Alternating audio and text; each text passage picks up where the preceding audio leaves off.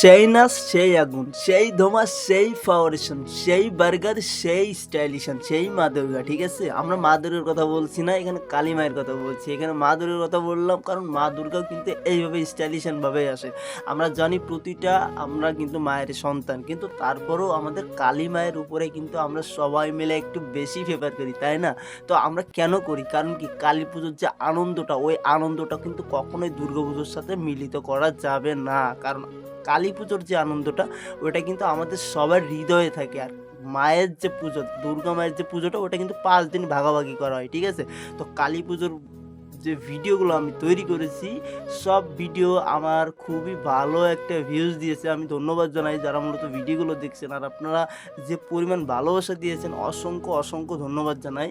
And আপনাদের জন্য আমরা ভিডিও বানিয়েছি, কয়েকটা ভিডিও আসবে। আপনারা অবশ্যই ভিডিওগুলো একটু সময় পেলে দেখে নিবেন, কারণ আপনাদের জন্য আমরা প্রতিনিয়ত ভিডিও বানাচ্ছি। আর যদি ভালো লাগে চ্যানেলটা সাবস্ক্রাইব করবেন, লাইক করতে বলবেন না, কমেন্ট করতে বলবেন না, আর কেমন ধরনের ভিডিও চান সেটাও আমাদেরকে বলবেন। ধন্যবাদ।